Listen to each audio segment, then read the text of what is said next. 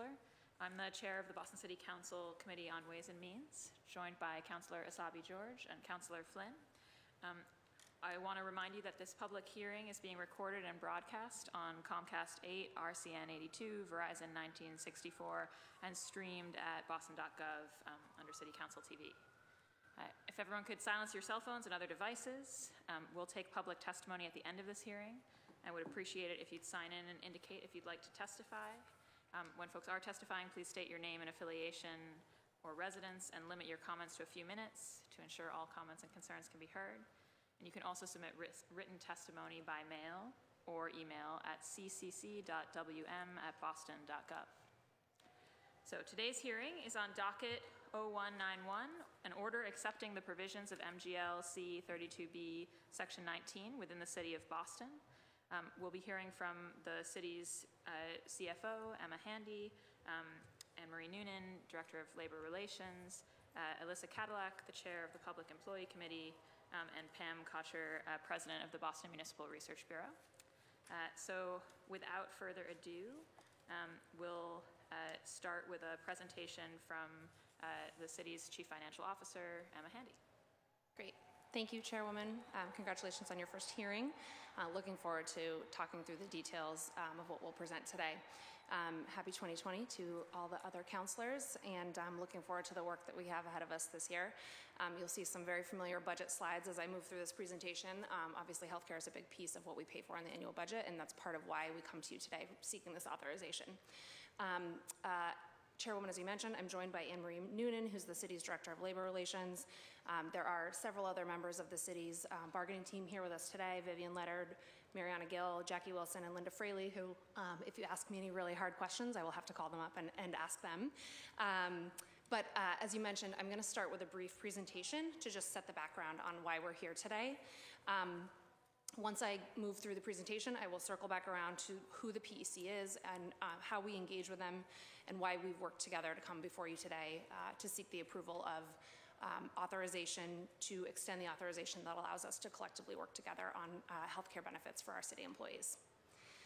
So, moving to these slides. There's some important context on sort of why we are where we are today and why we bargain with our unions collectively about overall health benefits for city employees. In FY01 through FY11, our healthcare costs increased around an average of 9% a year. We typically benchmark costs like this, fixed costs and costs that are growing at a fast rate against all other costs, and you'll notice in this chart that those costs were growing by about 3% per year. So healthcare costs were quickly outpacing other costs and squeezing out other investments and other needed areas of spending as part of our annual budget process. It rose to actually over 13% in FY11. At that time, we were working proactively with each individual union through collective bargaining to make changes so that we could reduce costs. We changed things like member premium share, and we also eliminated the non-Medicare Master Medical Indemnity Plan, which was very expensive. We contracted with an actuarial firm, which has helped us over the last several years to improve our forecasting, which helps us to predict costs and obviously to budget responsibly year over year. In FY12, we were provided a new avenue for addressing healthcare reform because of municipal healthcare reform that was passed at the State House. The Chapter 32B allows municipalities several options through which they were able to address rising healthcare costs. The first, sort of outside of sort of how benefits were set, was that they required mandatory Medicare enrollment, which offered huge savings to the city over the life of since we've implemented that. They also, through this legislation, created a defined process through which cities and towns could negotiate with unions to control healthcare costs. And there were really two paths to doing that. Either municipalities could design plans that could equal savings up to the GIC designed plans, or municipalities could choose to join the GIC itself. The city chose the former path. We decided to work with the unions to establish the Public Employee Committee, and that is how we've negotiated our health insurance since the passage of that. We've worked collectively and collaboratively to find healthcare savings solutions over those years, which has now culminated in what is the third agreement under the Public Employee Committee. The types of savings we've achieved have been similar over the years, but I think it's helpful to sort of break them out in the first and second agreement leading up to the agreement that we have now worked with the unions on for this third agreement. So the agreement that spanned FY12 through FY15 included some premium share increases as well as the introduction of some co-payments for non-Medicare plans. Alongside of those cost savings contract provisions, we also implemented several savings initiatives, including moving from fully insured to self-insured for Harvard Pilgrim, which is where most of our members receive their care. We implemented the provision of municipal healthcare reform, which was the Medicare, mandatory Medicare enrollment, and did some additional work around prescription drug costs for retirees. You can see from this chart that dramatically improved our experience, primarily around the move to mandatory Medicare, but also some of the other plan design elements. It actually resulted in a 1% average annual decrease of healthcare expenditures over the life of that contract. So significant savings, and certainly we were able to capitalize on the opportunity presented to us from municipal healthcare reform, working with the unions on the provisions in that contract. From FY16 to FY20, we were governed by the second PEC agreement. We also, similarly to the first round, increased member premium share and also increased co-pays and implemented some other changes, including further implementation of self-insurance for remaining plans.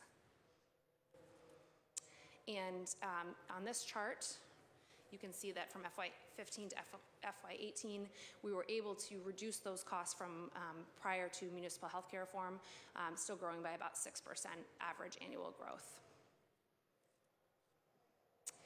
So though we have to date had 2 successful PEC negotiations, when this round of negotiations came due, we knew that the fiscal pressures were not relieved for the city, and that we needed to continue to work to achieve savings through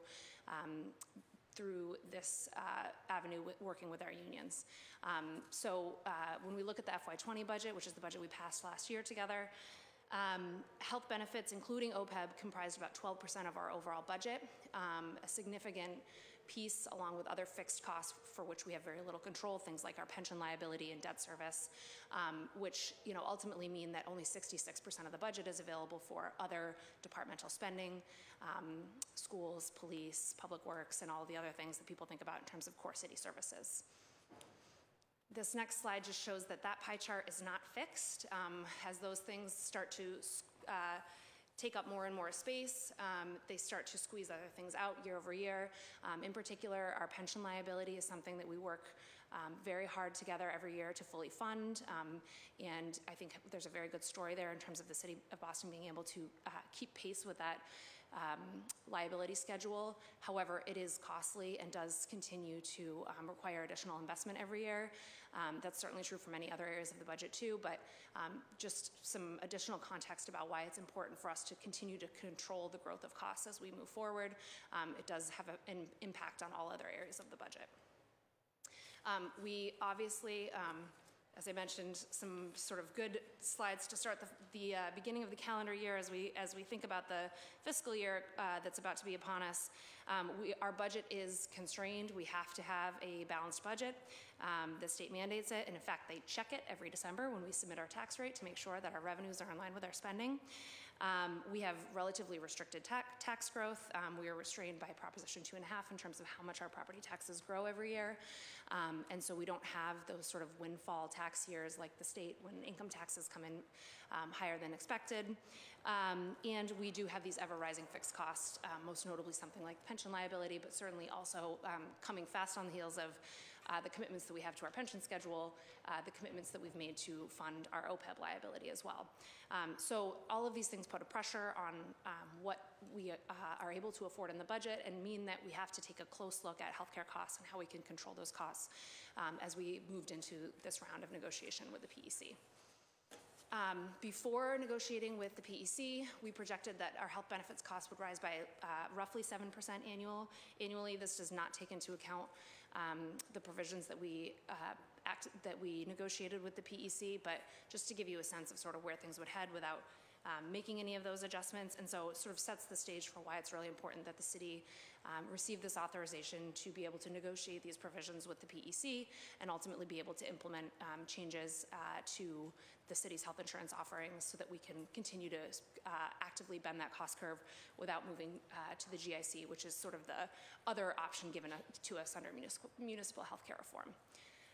There are a bunch of other slides at the back of your presentation that I will not spend a lot of time on, just to say there are a number of terms that may come up today as we're talking, including premium share, which is really just the amount of your monthly premium that your employer pays versus you as an individual pay, the co-payment and deductibles, and on the next slide, you'll see a little visualization that helps sort of break those out in terms of how they apply to each other.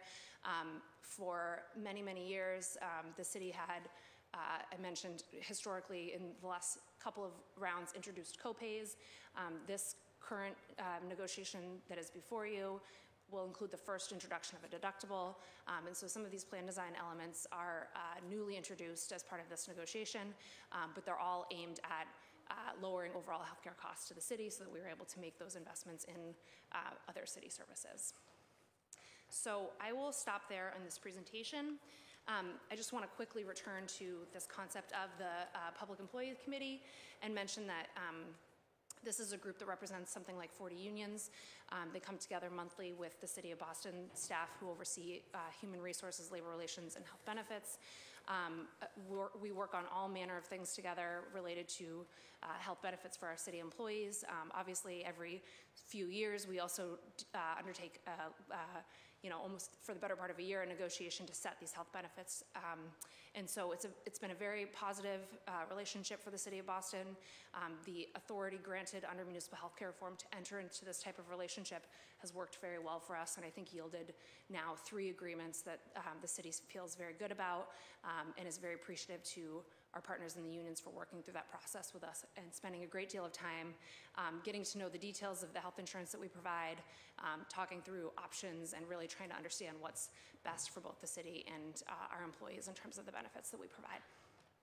So with that, I will, I think, stop. I just want to thank again the city team that worked on this, as well as all of our PEC members that spent a great deal of time together working on the details of this agreement. And as I mentioned, I think it's been a very good relationship for the city and has yielded positive results. And it's something that we'll start to see the results of as we start working on the FY21 budget together. So happy to take any questions that you all have. Great, thank you. I was wondering if you could just speak a little bit to the kind of chief changes in the agreement for the next 5 years from the last 5 years. Sure. So you provided us with a summary of those, but if you could just speak a little bit to that. Sure. So as I mentioned, the primary changes around plan design are actually the introduction of a new medical deductible. This will be effective in year 2 of the agreement, so that begins in year FY22. And it's $100 per member, $200 for family for the HMO plan, $250 per member, and $500 for family in the PPO plan. We've also introduced either some increases or new co-pays on certain services. So a small increase to the specialist visit, new co-payment on outpatient hospital surgery and advanced imaging. Those are capped at once per year. So most other places, the co-payment would hit every time that you reach the service. But in this case, we've maxed those one out at once per year. And then also some prescription co-payments that we did have those co-payments before, but we increased sort of the upper tier of those tier drugs. I should also mention that we did make some adjustments to the member premium share. So for HMO, it was historically 19.5%, for PPO 29.5%, and for the Medicare plans 12%. At the end of this agreement, it will be 20% for HMO, 21.5% for HMO by year 3, 31.5% for PPO by year 3, and 14.5% by year 5 for the Medicare plans. The last thing I'll mention is that the city and the unions work together to shift the administrative cost of our flexible spending accounts onto the city and away from employees. The cost of that was about $4 a month, but it was sort of eating into the tax savings that people can achieve by using those plans. And the goal of that is really to incentivize and encourage employees to use those plans to offset some of the plan design changes that I just mentioned, so that, for example, if an employee is for the first time experiencing a $100 deductible, that they can actually set that up through their flexible savings account, that will actually be deducted from their payroll over the course of the year, even if the deductible hits early in the year right away. And so they'll have that opportunity to really spread that over their pay periods rather than have to absorb it at the time that they experience it. I want to note that since the beginning of this hearing, we've been joined by Councillor Mejia and Councillor Edwards. And also the quick summary of the changes that I referred to is the second and third page in people's packets. The introduction of a deductible, can you just speak to, were we atypical in not having that before compared to other municipalities or the GIC? Can you just give us some context on that? Sure. I would say we were atypical. I'm pulling up my notes here on some other places. So the GIC, I believe, and I should say, when I talk about ours, we're talking prospectively over the next 5 years. The numbers that I will cite for the GIC and others are what we know to be current day, so it doesn't reflect any prospective changes that they may make in theirs as well. For their non-Medicare plans, I believe the GIC is $500 per member and $1,000 per family, as opposed to our $100 member, $200 a family in our HMO plan. Others in cities and towns really depend. Some have joined the GIC, some have adopted their own. Generally, they are somewhere in between the GIC and where the City of Boston is today, but usually significantly higher than where the City of Boston landed through the course of these negotiations. The other thing I should mention is that the other thing that the city and the unions agreed to is that we will pursue a limited network plan as part of this next round of benefits, and there will be no deductible with that plan as well. So it's another opportunity for our employees to take advantage of that benefit and that service and to avoid the deductible by basically choosing a plan that has more narrow options available to them, but will protect them from some of the new plan design elements that are introduced as part of this agreement. And do you mind speaking just a little bit to, you referenced the fact that the city over these series of agreements has moved to a self-insurance policy for healthcare. Can you just explain why we do that and what the advantages and disadvantages of it are? Yep, absolutely. So the advantage for us has really been that we are only paying for the claims that are incurred for City of Boston employees. If you are in a regular insurance plan, your experience of your members is blended with the experience of many other employers' members. So we really only pay for the claims that are for City of Boston employees. The benefit to that is just that. It basically creates savings without us having to change the services that we provide to our city employees. We've certainly experienced that savings, so I think the hypothesis proved out in terms of what we expected. The downside is that if we were to have some catastrophically expensive members or issues, that we would pay those costs 100% and that nobody else is providing any sort of risk adjustment for that. But so far, we have been successful in managing those. The city and the PEC together collectively manage a trust fund that allows us to plan year over year, and basically we use any surplus or savings that we achieve year over year and put it back into the trust fund, and it allows us to plan for things like that. So it's really been a positive experience for us and allowed us to control costs and not to pay basically risk associated with other employers' employees. And in terms of, for this agreement, you're projecting a $60 million sort of savings over the life of the agreement. Right. And then I know for the last 5 years, there was a $45 million projection in the last agreement. How did that measure out against the actuals of what we sort of saved over the last 5 years? Yeah. So I think obviously those numbers are always projections, and it's a little bit hard to look back and quantify exactly sort of what the estimate was and where we landed on that, because these estimates are really cost avoidance estimates. They're not sort of hard dollar savings, but they're rather, we would have spent, in this case, $60 million more over the life of the 5-year contract had we not. So it can be hard for us to actually go back and sort of tick and tie exactly how that has been achieved. I will say that in addition to the plan design elements that we cost as part of the contract, we have worked with the unions to include other elements in our agreements that have yielded additional savings above and beyond the estimates that we have included. So for example, in the last round, we estimated about $3 million of moving sort of all of the remaining plans after Harvard Pilgrim to self-insurance. We saved about $1 million from the PDP switch for MedX, and another $3 to $4 million on the Harvard Pilgrim PDP switch, which is a prescription drug switch. Overall, we've saved, I think, above and beyond what we anticipated. Certainly, I think the member experience with self-insured and achieving some of the plan design elements have certainly yielded those savings. And I wondered if you or maybe Emery could just speak to, I mean, we're going to have Alyssa Cadillac join us and speak from the union perspective, but just sort of the tenor of the negotiations and the process for getting here. Yeah, I think as Emma mentioned, there's approximately 40 unions who are represented there.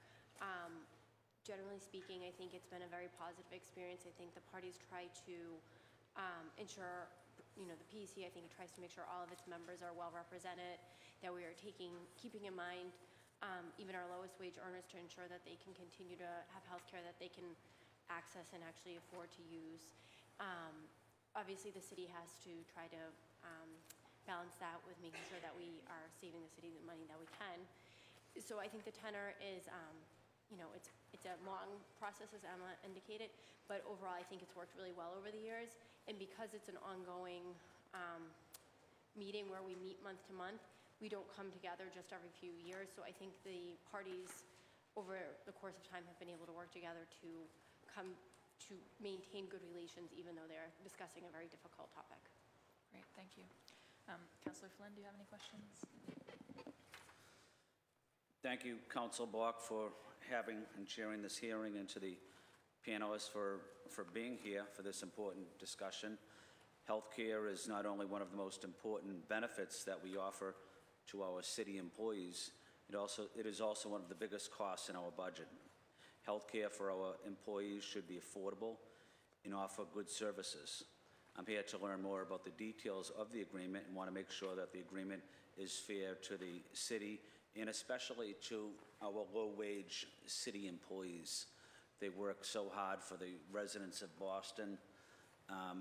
The rent is so high in the city, and a lot of city employees that I talk to, whether it's in South Boston or Chinatown or Roxbury, they love their job. They work extremely hard. They're very professional, but they're barely making it in this city. I just hope we're not increasing prices, increasing the cost of healthcare onto our lowest wage workers. Is that a concern that you also share, that looking at some of the changes, that if their prices would increase, who would end up paying for the cost? Would it be a lot of these low wage city workers? Councillor, thanks for the question. I will say that this is a topic that I think dominated many of the meetings this round. Both the city and the union representatives were very focused on what the impact of the changes were to some of our lowest wage workers. I mentioned before that prior agreements had focused savings heavily on premium share as a means for achieving a lot of savings, and basically what that means is that we sort of lowered the amount of the percentage that the city of Boston was contributing to the monthly premium and increased the employee amount. We did that also in this round, but to a more measured degree. And that was really because I think we collectively, all of those around the table, were concerned about sort of just the outright premium split being a place that would have a disproportionate impact on our lowest earners. And so by doing things like the deductible paired with the FSA, which would allow for planning over multiple pay periods with a relatively small annual cost, assuming you're in the HMO plan, but even so in the PPO plan, comparatively to other offerings across the state, that would allow for greater planning and would have a less direct impact on our lowest wage workers. So certainly something we talked a great deal about as part of the negotiations, and I think where we landed was ultimately the best fit in trying to be responsive to that concern. The reason that it's a concern to me is I'm often at stores or in markets, and I have a very good relationship with our city workers, and I see city workers that are working hard, and they provide a tremendous services to the city, but they'll be in line waiting to buy a can of soup, and the soup might be $1.09 or $1.15, and they have $1.02 on them, and they literally at times can't buy a can of soup because they're balancing their health care costs, they're balancing food, they're balancing rent, they're balancing getting the kids to the dentist or after school programs. You know, this is a wealthy city. You know, it's a booming city. We hear that almost every single day. I just don't want to see increases in health care costs to people that are barely surviving in this city. I mean, that's not what this city is all about. So that's where I'm coming from as it relates to this hearing. It's critical that when we do impact a low-wage worker, you know, what else can we do to help them?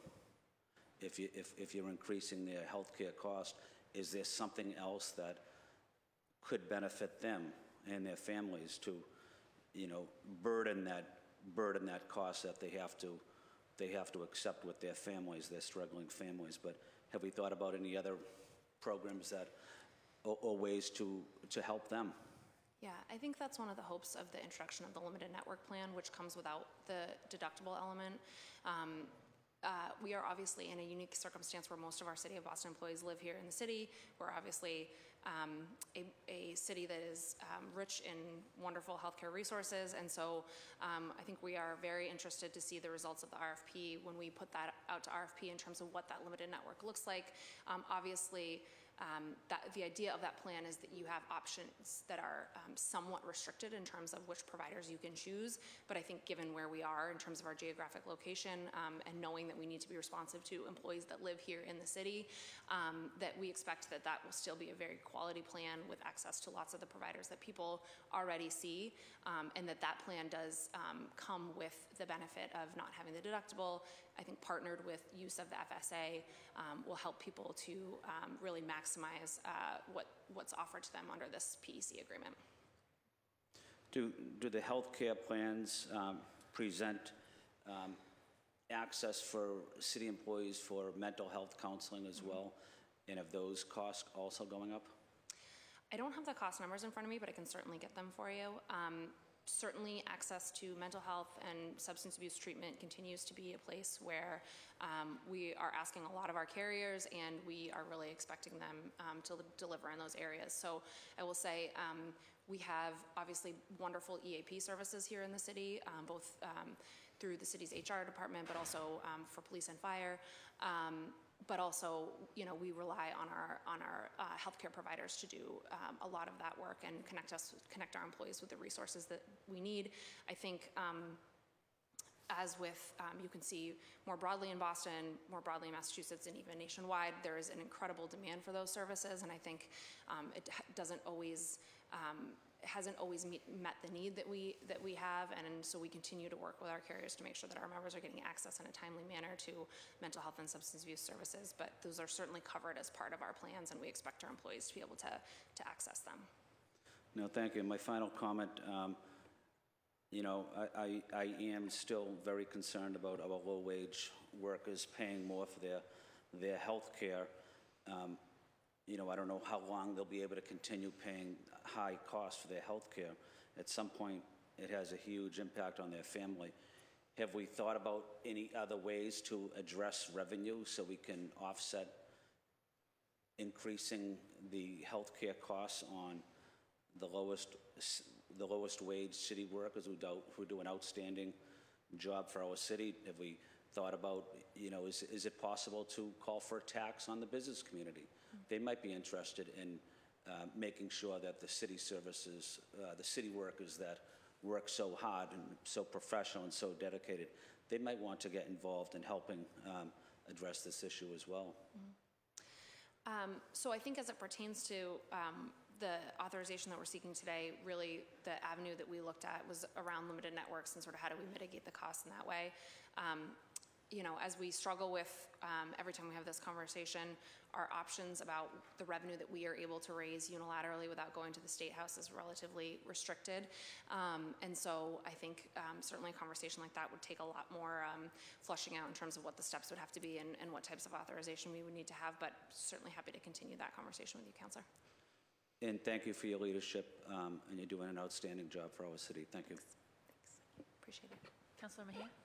Sure. Okay, thank you.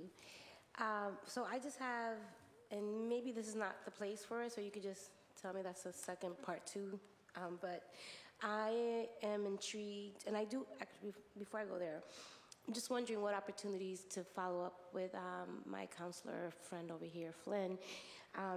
What opportunities do we have to engage our local hospitals, specifically through the pilot program? If we look at community benefits, there lies an opportunity there to create more meaningful partnerships to support our low-wage workers in terms of providing them some support services, something to consider, as well as some of the health centers, the neighborhood health centers. I think that could be an area that you can explore a little bit further and how we can help offset some of these costs.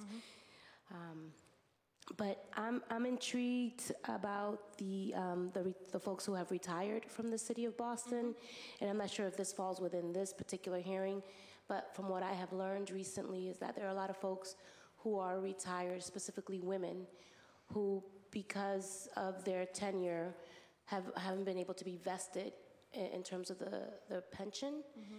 And oftentimes, women in particular don't have access to health insurance after they've retired for some reason or another. Maybe their spouse has, I don't know, for some reason there's an issue here with women in particular. And I'm just wondering what, if anything, the city is doing around providing health insurance for folks who have retired.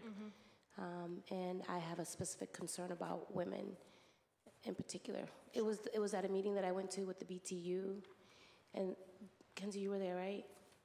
I know, yeah. You know what happened, but I don't have my notes with me. I would have brought them. But it's specifically about women who have retired from the city of Boston, and because of the way their pension is set up, haven't been fully vested and or don't have access to health insurance, and they're spending lots of money on health insurance. So I'm just wondering if is that something that you can address? Is this part of this committee, or? So this agreement is responsible for the employee benefits for 16,000 active union employees as well as 14,000 retired members. And so it certainly does cover a lot of retired members. Okay.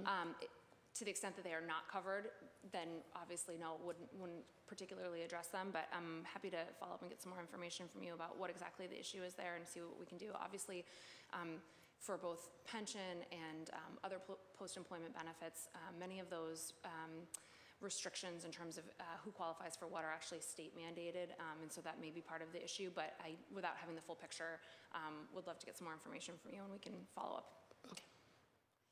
I wish I had more questions, but I don't at this point, so I will go back to you, Ken. I was wondering if you could just tell us, is the limited network plan, would you expect it to be a lower monthly premium for members than, like, let's say our least expensive one today in real terms, right? I mean, obviously everything will grow, but like if we had it today, would you expect it to be less per month than the always least expensive plan right now? Or no? I'm not sure we're able to say that today. I think certainly the cost benefit in terms of the plan design elements would be there. Obviously, to the extent that we are able to make the premium less expensive, I think that's another way to make it more beneficial. But I think we need to go through the RFP process and see what the responses are and what people offer to us, and also sort of how it hangs together with our other plan offerings at the time. So I think the goal is to provide something here that people see as an opportunity and want to join. Obviously, they are making a trade-off for themselves and their families to the extent that they do join, because they are somewhat restricted in terms of what providers they have access to. And so I think the overall goal is to make that more affordable for employees so that they want to. In terms of exactly what that split looks like, I think we would need to have a little bit more information before we can say definitively. Okay, yeah, I mean, it just strikes me that if people are making that trade-off, it's hard to imagine that anyone would choose a limited network plan that was not less expensive than the next, more open network plan. Yep. And can you just very briefly walk us through what the sort of roadmap is for if the council approves the extension of authorization and the agreement is executed, what the timeline is for reprocurement and kind of the implementation of the changes? Yes. So the PEC agreement itself is effective July 1 of this year, 2020. I think we anticipate, I believe this is correct. I'm going to turn around to the experts. I believe we anticipate an RFP for the next plan year, so for FY22, July 1, 2021. Is that correct? Okay. And those RFPs are extensive. They are typically, I think, something like a 3-month RFP process with evaluation. So we would really probably be looking at, I would imagine, sometime this fall to kick that off. Are there any further questions for the panel? Oh, no. Okay. Seeing none, I just want to thank you both for coming and invite up our next panelist, Alyssa Cadillac. Great. Thank you. Thank you.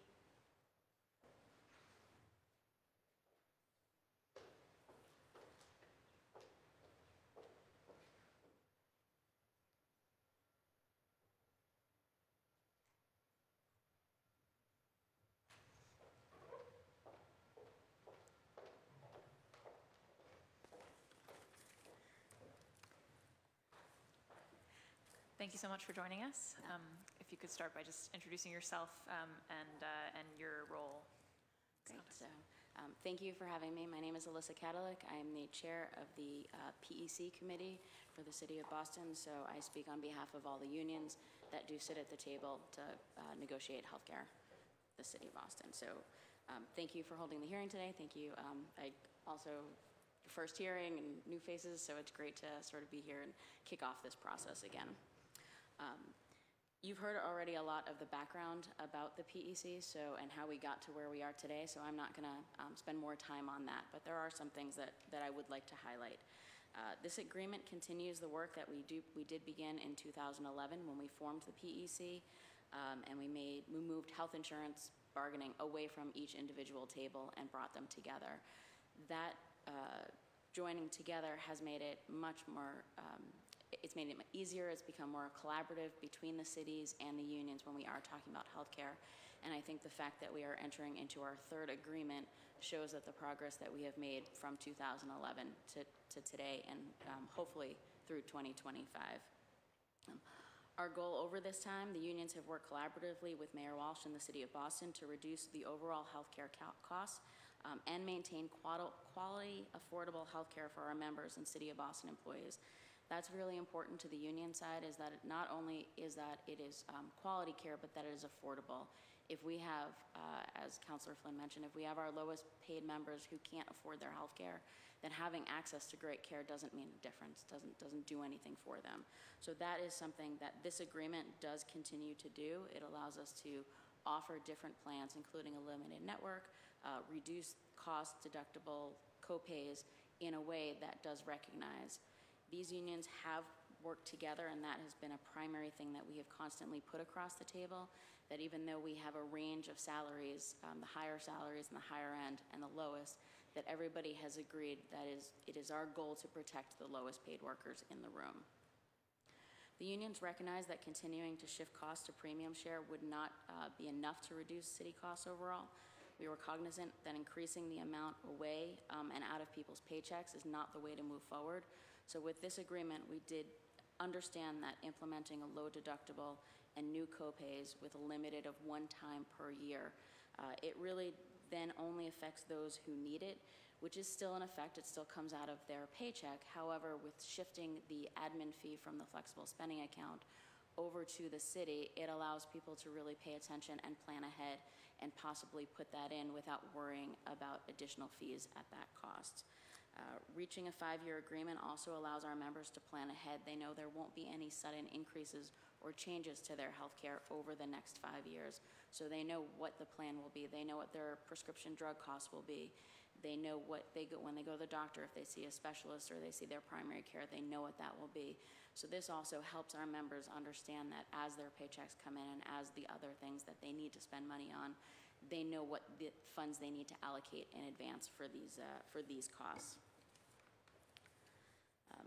Work does need to be done on the rising cost of healthcare. I think that's beyond certainly this agency. I think at the federal level, that work still needs to continue.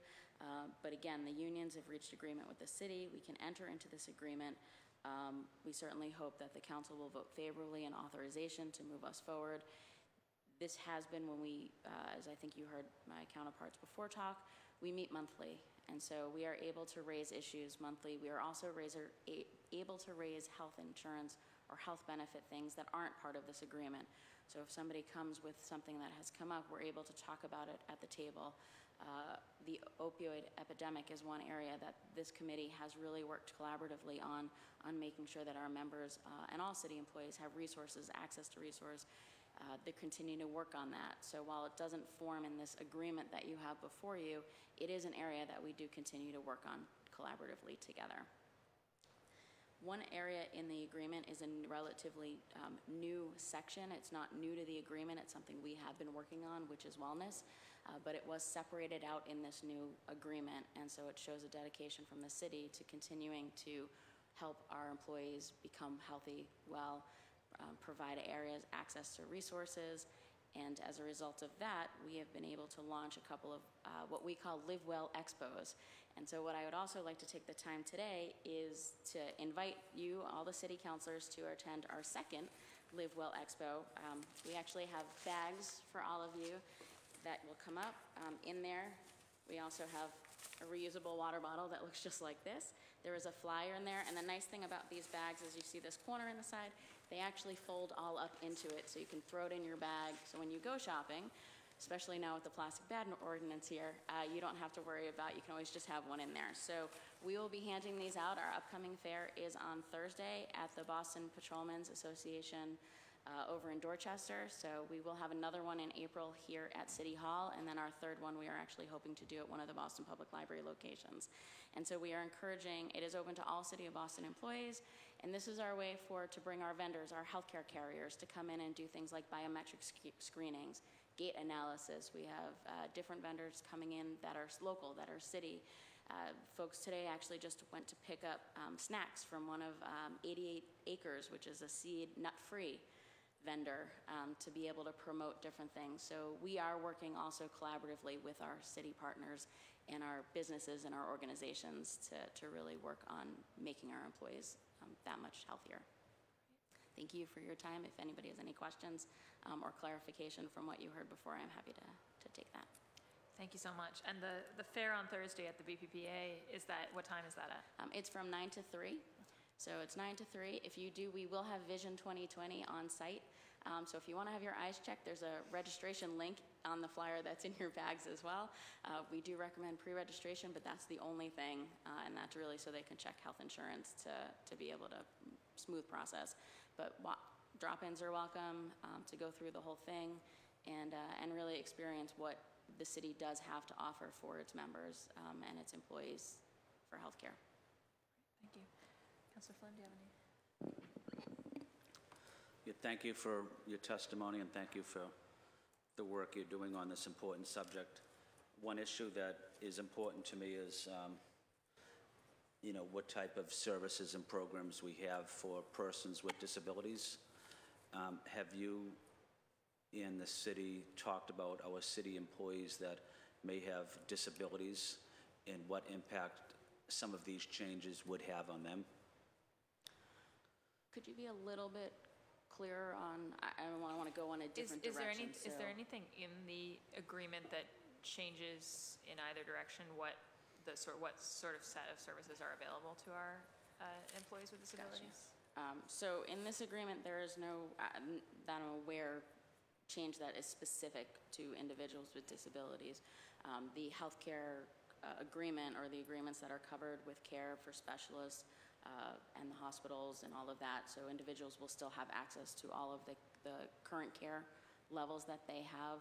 Obviously, when we put the RFP out, we will certainly make sure that none of that changes for folks that do have already existing conditions. We do have EAP, and those are things, but that would certainly be something, if there is an area that this group should target, that we should go back and talk about at the table to make sure that we're not missing any groups. When we sit at the table, we do hear from our members on issues that might need to be raised. So when there are things like that, we do raise them collectively and work to address those.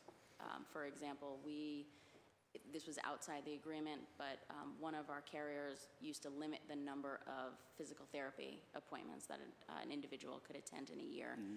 As a result of that being brought up, the city was able to go back to the carriers and negotiate a change in how that works. So that is one area maybe. So it's not in the agreement itself, but it is part of the fact that we all collectively bargained together. What was the biggest or the most common complaint or issue you might hear from a union member on their health care? I mean, it is the cost. That really is, unfortunately, I hate to say that, but it is the cost of healthcare, which I think is universal across the board. How much people spend on having to, for doctor's visits and care. We've been fortunate in being able to keep those amounts low, and with this agreement as well, by limiting to if somebody does have to go to the hospital. So there will be changes to our members where before, when they went to the hospital, they wouldn't pay anything. Now they will have a fee. But we were able to limit that to once annually, if that does even come up. Other things, chiropractic care, sort of those alternative medicines are things that people do ask about. City Councilor Michael Flaherty often asks about chiropractic care as well. I know he's not here, but do you have an update for him, and I could pass that along to him? I can tell you it is not covered under this agreement. I know he would advocate in favor of that. We would welcome conversations with the city about what that would look like, but I can tell you at this time it is not in this agreement. Are there any current healthcare services that are being offered right now, but due to the changes that will not be included? I don't expect any changes as a result of this agreement. I think that when we do issue the RFPs for the new network, so the limited network, right now with the carriers we have, we sort of have all broad networks or PPO. So when the RFP comes out, that may make some changes, but the availability, employees will still have the ability to choose between the carriers to get the service that they need. So no healthcare services would ever be diminished or reduced under this plan? Not that we expect, no. Okay. Could you give us, even if you want to provide it later, but can you give me a list of the 40 unions so I can take a look at it? Absolutely. Okay. Thank you, Madam Chair. Great. Thank you, Councillor Flynn. Councillor Mejia, any questions? Yeah, so is my mic extra loud, or is just me? I just feel like it's extra loud. I'm just curious, when I filled out my health insurance application, I was told that I was not going to hit dental or vision for 6 months. And I don't know if you represent city councilors too as part of the I mean, I'm a city employee. Absolutely. I don't know if I'm a city employee too. Yes, kind, you know. So I fall under that. I'm just curious as to what happens within that 6-month period of time, and, you know, what do you tell your members? I have had that conversation with my members, where folks have come in and asked, so when we joined the MPE fund, and got the dental and got the vision, it is a 6-month pay into, on behalf of the city into that fund. More explanation about that might come better from my, the folks behind me. But in terms of talking to my members, it is a hard conversation to say to them, you've started, you know, we don't pay into this, but it's in there, and you have to wait 6 months to have access to this, whereas your health benefits start immediately the following month, and this is sort of outside. So this is an area that perhaps the unions would be interested in having conversations about. It is not, again, part of this agreement. It is separate. It is also part of collective bargaining agreements. So a lot of the other unions do have, some of the larger unions have their own vision. They have their own dental that they sponsor. My local is MPE. We do not offer something else. So depending on what collective bargaining agreement you're under and what union you're in, they may have an opportunity to have access immediately or fairly, you know, before that 6-month period. But if they don't and they just fall under what the city has, then it is a hard conversation to say to your members that they have to wait a period of time for them to have access. Thank you for that. And then I'm curious, because since you represent the Boston Teachers Union as well, right? In the PEC, I do. In my other hat, it's the Boston Public Library Employees Union. Okay. So in regards to the Boston Teachers Union, I'm just curious, have you heard anything around this issue of certain members who have retired who are uninsured right now? I'm just really curious as to what's happening for these retirees and what, if anything. So what I understand, and we do actually have Betsy here who's from the BTU, so jump in if this is inaccurate. From what I understand is that the employees they are in fact eligible for health care, but they pay at the active rate. So we have two rates. We have the active employee rate, and then we have the retiree rates. The retiree rates are lower. The premium share is lower. There's different cost analysis and plans that go into that. So if they haven't paid into Medicare, then they aren't eligible when they retire to be shifted into the Medicare costs, and as a result, they have to stay on an active plan. Okay. Now, I just want to be able to go back and say I have done some research and have some answers. Jacob, did you note that, please? Because I want to make sure I'm doing my job correctly. Absolutely. Thank you. So it's not they don't have access, they just have to pay it. And I think across the city, all the unions have employees that are in that similar situation. Okay, that's it, Kenzie. Thank you, Madam Chair. And I'll just say for folks who might be watching this at home that the PEC represents these 40 unions of public employees, and technically, and actually, that is the group that they are bargaining for. However, exempt employees at the City of Boston and those of us who are not in a union, including the city councilors, have customarily been extended the same plan offerings as the unions. So even though technically Alyssa isn't bargaining on our behalf, effectively she is. And that's been kind of the norm so far here. Correct. My office mate who is exempt, sometimes I'll come back and he'll say something and I'll say to him, "You're welcome." So we do, it covers all City of Boston employees. Yeah. And to the earlier comments about the RFP, am I right in understanding that as the administration works on crafting the RFPs to actually get these new plans, that the PEC will continue to be involved in just the language around those RFPs and that process? Yeah, so any RFP that goes out through the PEC committee has a subcommittee made up of PEC members, made up of unions, so the unions elect individuals to sit on those committees and work with. We also have our own consultant who helps us with some of that language to make sure that our members are protected. So it is built in. It is the way it has been. There was a discussion when we move forward at the table about making sure that the PEC is at the table, looking at the language, talking about the language, making sure it includes raising issues that may not be clear and refining those. And we've done that all along and expect that to continue. Okay, great. Well, thank you so much. Oh, sorry, another question from Councilor Mejia. Sorry. Just curious in terms of the people who sit on the board, how, in terms of diversity, and not just in race, in terms of socioeconomic status, just curious as to the representation on that board. On the PEC committee? Yeah.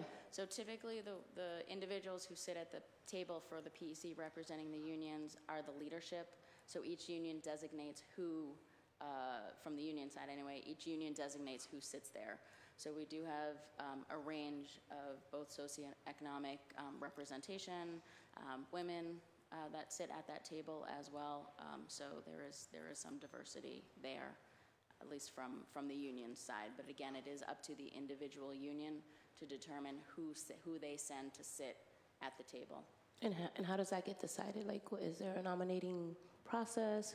What's the criteria? I'm just curious as to. Typically, it's the leadership. That's what it's either been the president or vice president or someone on their board that they put in, and then the PEC as a group. So, for example, for the PEC as a group, has appointed me as one of the chairs for the PEC. So that works collectively that way. So there'll be someone from the property management department. I'm just trying to think of, when I think of, Yep, so typically it would be, so AFSCME citywide would have somebody and they represent Parks and Rec and Transportation and all that. So not each of those divisions come in, okay. but somebody at the top level for there. So, as I said, I represent the library. Betsy usually comes to sit at the table for BTU. Police send one or two individuals of each of theirs, so the superior officers send one, the patrolmen send one or two, the firefighters send one or two. So it's not every division or every group, it's sort of the large umbrella unions that send, and then the smaller, there's a lot of smaller unions as well that they have the opportunity to send somebody from their division. So what about the janitorial staff?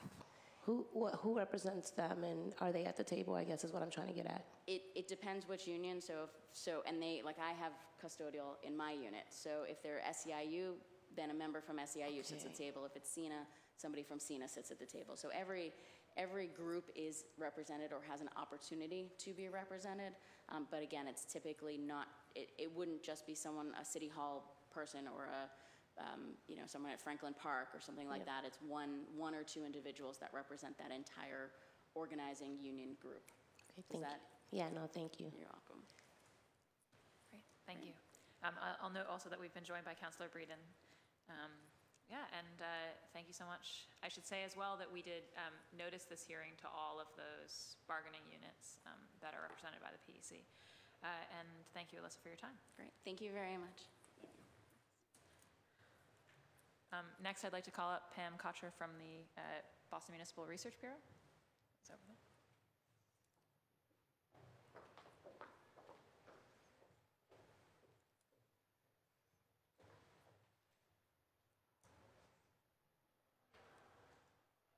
Good afternoon. Thank you for joining us. And congratulations to the council for kicking off the hearings with Councilor Bach. Thank you for this opportunity to speak about the new agreement for 5 years for the Public Employee Committee and the city. Having worked together to reach this 5-year agreement and produce quite a bit of stability for employees, as Alyssa mentioned. I'm pleased to be here as president of the Boston Municipal Research Bureau. I am also a city resident. So the City of Boston's fiscal health is very much a high priority for the Research Bureau. Employee benefits, including health insurance, for current and retired employees are a significant share of the city's annual spending, as we've already discussed here today. And as it is for other cities and towns, for small nonprofits like mine, and for large businesses and other organizations. The Research Bureau applauds the Public Employee Committee and the administration for moving to the PEC model in 2011 and for working together to reach this 5-year agreement.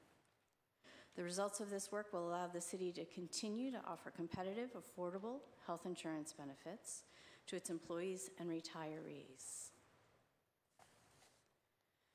Now, I had a role with municipal health insurance in both Governor Patrick and Governor Baker's administrations.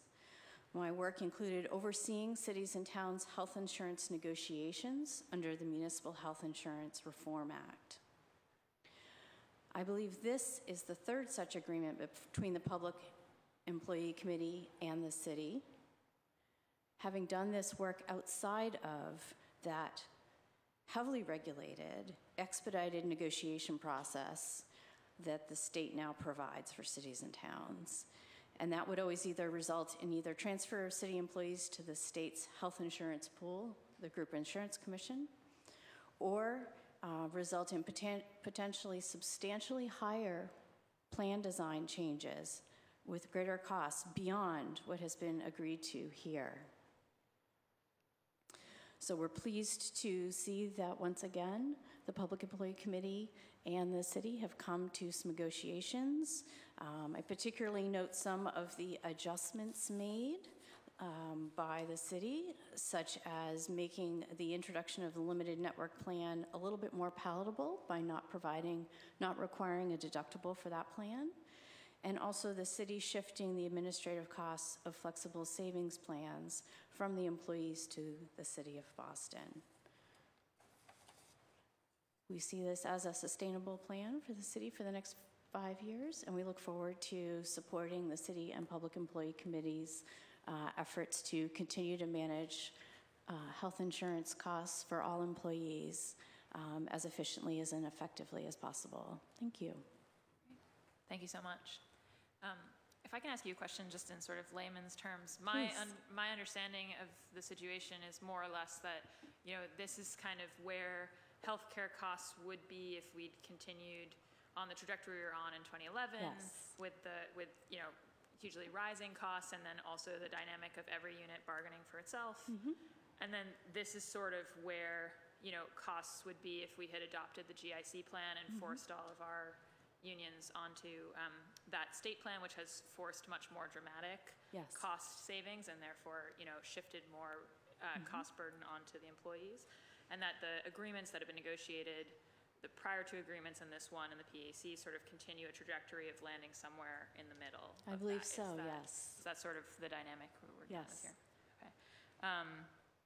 And I guess that, and so, you know, I guess the other question I had is whether simply having all of those units bargain together collectively on healthcare both achieve savings, but also potentially more equity in terms of evening out relative negotiating power vis-a-vis healthcare for the workers. Maybe that was a question for Alyssa. I think perhaps that's a question for Alyssa, but it is my understanding that negotiating with all of the unions in the format of a PEC can certainly be more efficient. It also probably does allow for some efficiencies and savings because it is agreed upon by all unions involved, rather than having to commit to different types of arrangements with different unions.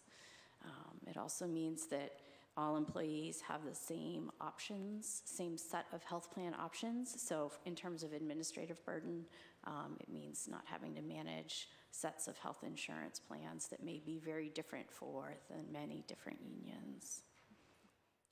So I understand the Research Bureau to be expressing that you're in favor of the extension of this PEC authorization. Absolutely, and yes. ratification of this agreement. Great, thank you. Thank you. Councillor Flynn, any questions? Thank you, Madam Chair, and thank you to Pam and the Research Bureau for your work for so many years on these important issues.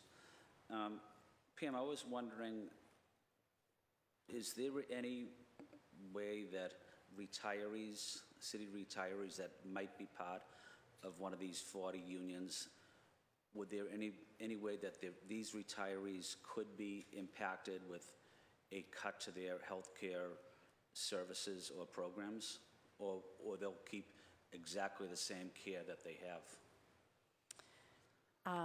I think we'd have to see the details of the agreement, which are not publicly available to folks like me until after it is approved by the council. So I cannot speak with confidence about that. And that doesn't mean it's the case or not the case. I just have not been privy to the details until the process with the council is complete. Okay, no, I understand.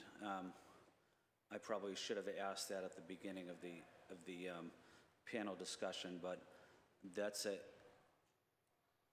issue I would like to get a little bit more clarification on before I vote on it. I just want to make sure that, you know, our retirees who are also barely making it in Boston, they're on a fixed income, they might own $1 million home, but they're also paying huge property taxes on it. You know, are we cutting healthcare programs for our retirees? If we are, I would really like to know that before I do vote on it. Our retirees live in our neighborhoods. They still contribute to our city. They're active. They coach Little League or softball, and they're active in our church. So they really have dedicated their life to our city. So I would really like to get some more information on that before we vote. So maybe we can, through the chair, if we can get some clarification on that. And if you don't mind, I would suggest that there might be somebody here that could help do that. Yeah. Because of the experience of working with those retirees to get to this agreement. Yeah, but again, thank you, Pam, for your leadership on so many important issues in the city. Thank you, Councillor. Thank you. Councillor Mejia, any questions? Thank you, Pam, for your work. I'm learning. I'm following Flynn's example here. Thank you, Pam, for all your hard work on this. Thank you, Madam Chair. But I'm going to go back to just a little bit on what Councilor Flynn is talking about. I think I keep going back to the BTU because it was my most recent meeting. And there were a lot of retirees there who are juggling to make their ends meet, who are having a hard time paying their mortgage and keeping up with all of these costs. So I think that that's something that I echo and would like to learn a little bit more about. How are we supporting those who are no longer quote unquote active before we make any decisions? I think that I definitely need some more clarity around that as well. Any other? Councillor Breeden, do you have any questions for Pam? Thank you. I think I'll probably ask Emma Handy to just come back up and speak to this issue a little bit. So thank you so much for your testimony. Thank and you. Appearing on behalf of the BMRB. Thanks.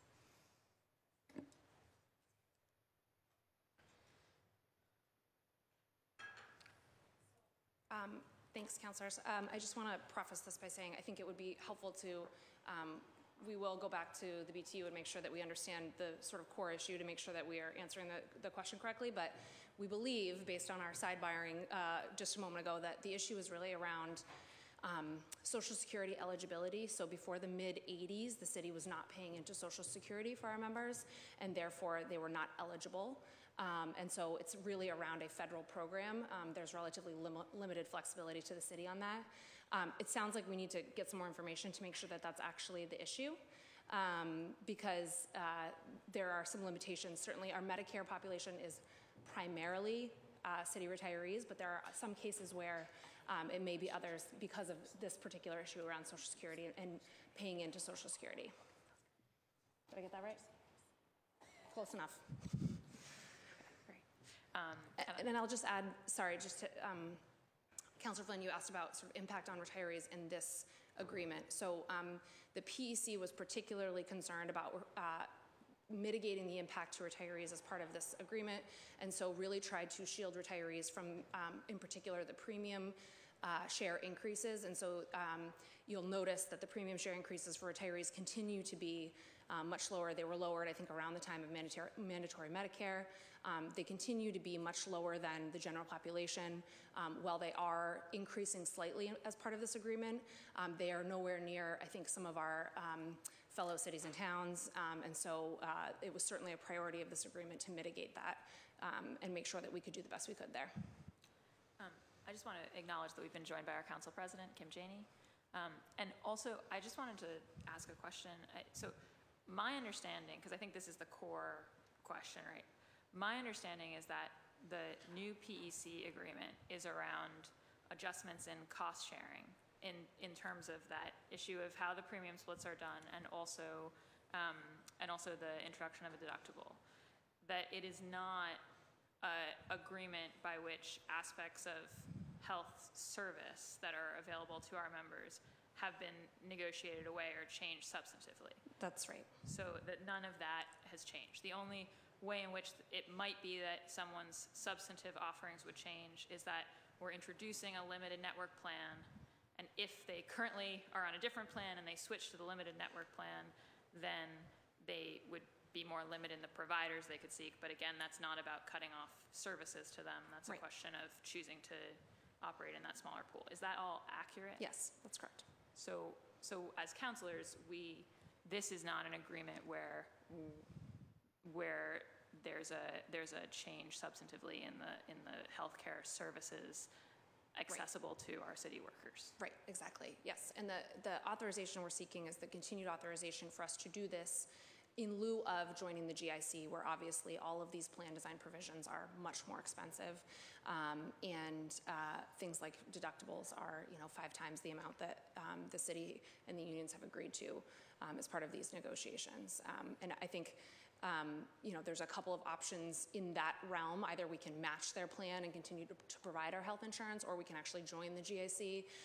You've seen municipalities in recent years continue to join. You've also seen some start to drop out of that. And so I think, like I said before, this has been a very positive experience for both sides of the table.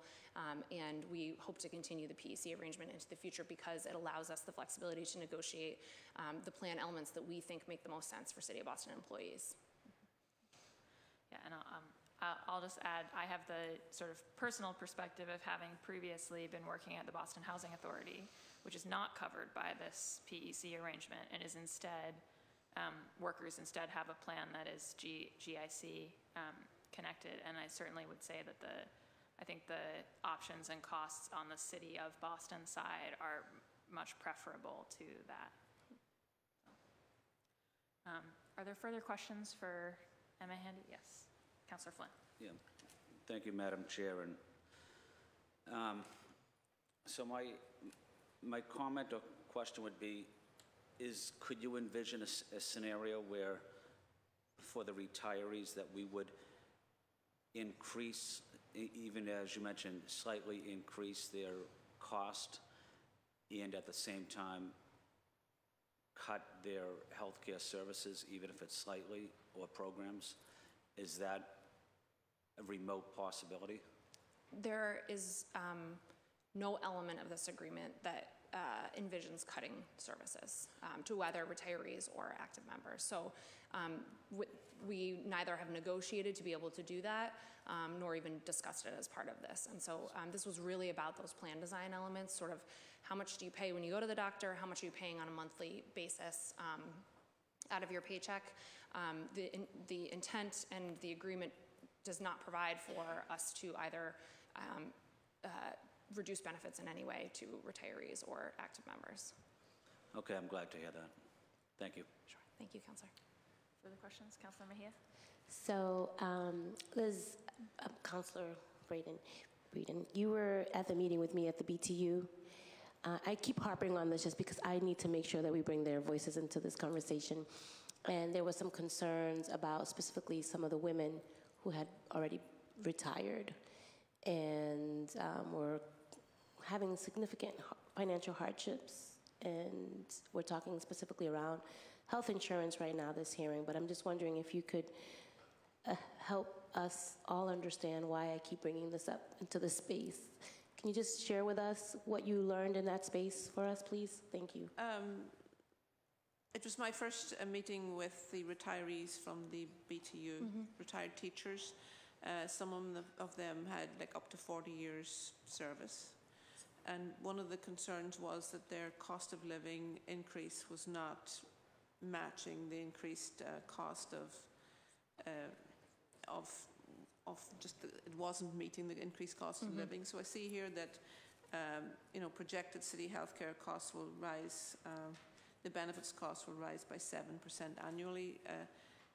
one of the concerns of the retired teachers group was that many of them, especially women, and it wasn't just teachers, it was all municipal employees that they were speaking for, because many of the other municipal employees who are retired don't have a union like the BTUs to organise with. So they were concerned that many of them, especially women who were adversely impacted, were living on had a very low retirement, and that they were really struggling. And so my concern, I echo Councillor Mejia's concerns that, you know, there are a particular subset in our municipal employees who are really struggling, even if they've served 35, 40 years. And they tend to be in the lower paid job groups. And they also it was adversely affecting women who had to take a break in their employment to raise children or take care of elders. So I echo Councillor Mejia's concerns, and to bring the voices of those particular people to the table. Great. Thanks, Councillor. So it sounds like part of that issue may be, we will certainly follow up on the particular issues. I see someone we can ask about it to make sure that we get the right information, to make sure that we're following up on in particular, the healthcare issues. It sounds like the other side of the equation is around the cost of living increases afforded to retired City of Boston employees, which you're right, is a sort of separate issue. Understandably, it hits the same people, and that is a conversation that we do have annually with the retired teachers, and I speak to them often about similar issues to that, so I'm happy to engage on that conversation further as well. Yeah, it would seem to me that there are aspects of this conversation that might come back up when we talk about pensions and our other fixed costs in the budget process this spring. Yep. But are there any further questions? And I just wanted to add a clarificatory point. So the 7% increase in healthcare costs, that was what they were projecting if we didn't implement the PEC changes. Yep. So no. I wanted to catch up with reading the report quickly. Have that on the record that we're hoping through this agreement. My impression is both sides to sort of bend that cost curve a bit. That's right. Anything further? Yes. What's the anticipated level of co-pays before the self-insurance part of it, in terms of co-pays? I came back up here without my binder, so let me grab that very quickly. Thank you. Councillor Breeden, if you go to page 2 and 3 in our packet, not the stapled packet, but the one in the folder. Page 2. Now I have to find it in my mountain of paper that I have, but give me just 1 second.